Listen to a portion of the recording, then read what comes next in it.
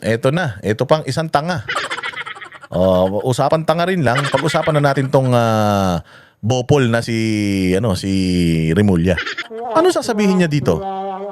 Sorry, hindi naintindihan. Noong mga binabaan ko ng order ko, yung utos ko. Nagkamali sila ng interpretasyon. So anong ibig sabihin nun? So it's possible. It's possible na kapag nagbigay ka ng utos, yung mga nag-i-interpret ng utos, pwedeng magkamali. Kasalanan ba kagad ng ano yun? Kasalanan ba kagad ng nagbibigay ng utos yun? Puro ka kasi yabang eh. John Vic Remulla eh. Mantakin mo yan lang kasimple-simple. Manghuhuli ka lang ng mga nakahubad, hindi nyo pa nagawa ng maayos. Paano na kung tokhang yung pinaano nyo? Kung yung ginawa nyo malatokhang, di po tiyang ina, mas maraming namatay. Dahil sa misinterpretation ng kapulisan natin. Ginagawa na yun sa Davao eh. Tagal-tagal na. Ginawa na yun ni Pangulong Duterte eh. Putyang ina, itutuloy nyo na lang eh. Nagkamali ka pa. Bugok ka.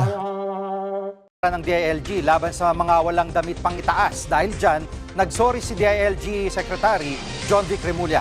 Live mula sa Camp Crame sa Quezon City, nangungun sa Jiggy, aminado si DILG Secretary John Vic Remulla na may mga pagkukulang sila sa pagpapatupad nitong programang Safer Cities Initiative. Biguro kasi siya na makapaglatag ng malinaw na guidelines bago pa yung full blast implementation nito nationwide. Sinabi ng kalihim sa gitna ng mga pambabatiko sa nasabing programa. May isa kasing lalaki sa Mandaluyong City ang sinita, tiniketan at pinagmulta ng barangay at pulis matapos nga siyang mahuling nakatopless. Yan ay habang nagsasaayos lang naman nung kanyang bahay. Paliwanag sa atin ng lalaki ay naghubad daw siya ng sando dahil nga basang-basa na ito ng pawis at sobrang init. At sinubukan niyang makiusap daw sa mga otoridad pero hindi siya pinagbigyan ng mga ito. Natakot din yung lalaki dahil sa dami ng mga pulis at tauhan. Diba, pucha? Ang hinuhuli mo, nakahubad. Pero yung mga kasama, naka-Armalite.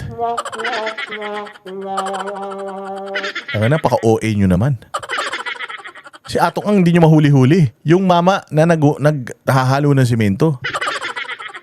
Pucha, nakahubad dahil ang init-init, nagtatrabaho. Inaabalan nyo. Bawal nakahubad. Sabi ko nga sa inyo, itong mga to, pag napunta ng Boracay, sabi ko nga sa inyo, yari yung mga taga Boracay. Bawal lang yung nakahubad. Maliligo ka ngayon naka-long sleeve. Baduy. Ng barangay na sumita sa kanya nung araw na siya ay nakita doon sa isang eskinita. Narito ang pakayag ng lalaking sinita ng mga otoridad. Tatrabaho ng maayos eh. Tapos makikita ka, paligiran ka ng mga pulis, SWAT, nandyan sa likuran mo. Daig mo pang... SWAT? Ganito talaga sila kagago. Sabi ko sa inyo nung pinasok yung Kingdom of Jesus Christ, SWAT din. Man tayong puros mga taga-simbahan yan. Mga taga KOJC, peaceful, walang mga kalokohang ginagawa, tumutulong sa Pilipinas. Tapos pinapunta mo SWAT, wala namang mga baril yung tao dyan. Biblia ang armas nila dyan. Tapos ang pinapunta mo SWAT, ito si kuya naghahalo ng simento, tayo na may mga nakaswat. Anak ng tinapay talaga tong gobyerno natin, wala na talagang silbi. Kriminal eh. Ayusin nila kung saan banda talaga yung mga iskinita ba yan o dyan lang sa ano. Oo nga naman, dun sa video na pinakita mo, Brian, overkill talaga. Armado talaga yung napakasimple naman nung walang damit, no? Pero anong gagawin dito ng Secretary Remulla? Puro kasi yabang. Puro yabang. Putang ina niyan, hindi nagpapalit ng damit. Lagi yan ang suot dahil macho siya sa jacket na yan. Ito puros porma. Jiggy, plano ni Secretary Remulla na personal na puntahan itong lalaking yan para daw siya mismo yung makapagpaliwanag at makahingi ng paumanhin. Ang gusto ko lang po, ang tanging hangarin ko ay patahimikin yung mga kalye. Patahimikin, nakahubad. Patahimikin mo yung kalye, huwag mong palabasin ng bahay. Bawal mag-videoke.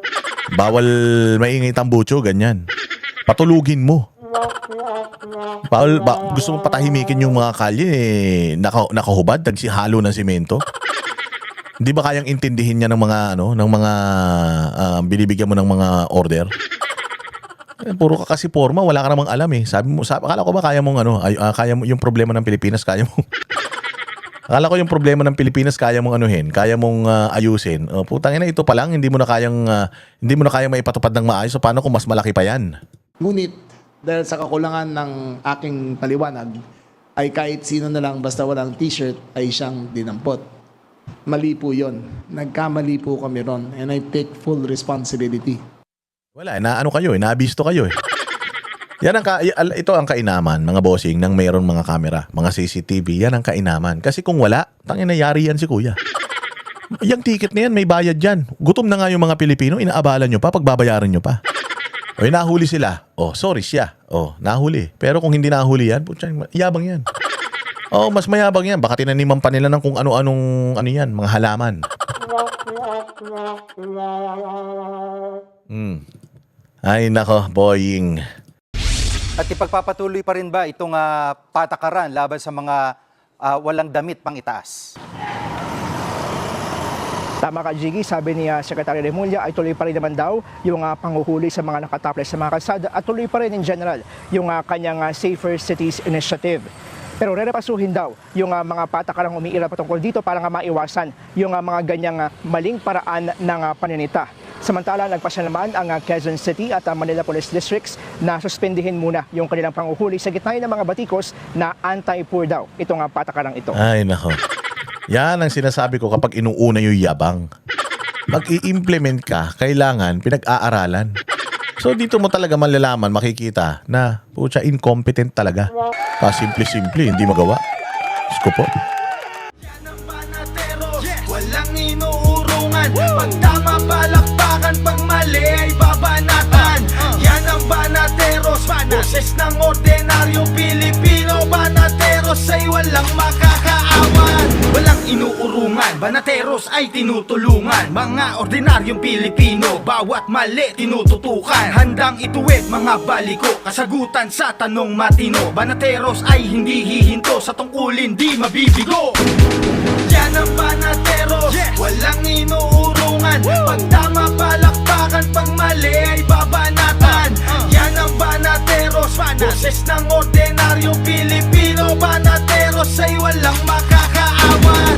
Yan ang banateros, walang inuurungan. Pag tama palakpakan, pag mali ay babanatan.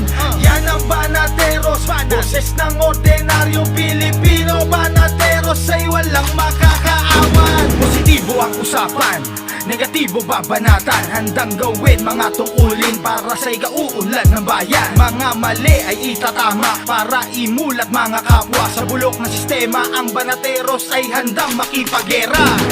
Yan ang